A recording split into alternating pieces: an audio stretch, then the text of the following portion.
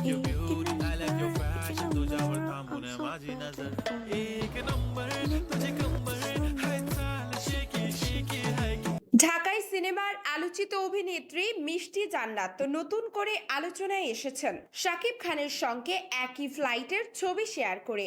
তবে সম্প্রতি তিনি গুরুতর অভিযোগ এনেছেন কিছু মানুষের বিরুদ্ধে। আইনি পদক্ষেপ নেয়ার হুঁশিয়ারিও দিয়েছেন মিষ্টি। মানহানিকর মন্তব্যের জন্য 27 জনের বিরুদ্ধে আইনি পদক্ষেপ নেয়ার হুঁশিয়ারি দিয়েছেন অভিনেত্রী।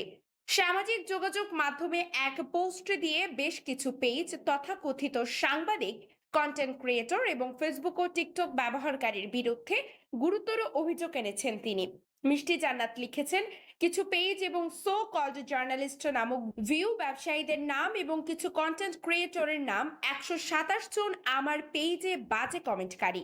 তিনি আরো উল্লেখ করেন, এদের স্ক্রিনশট লিংক সব এন্ট্রি করা হয়েছে। সাথে কিছু সো কল্ড ফেসবুক আর টিকটকার এদের নাম নিয়ে আমার লয়ার এবং আমার ফান ফলোয়ার পরিবার কাজ করছেন।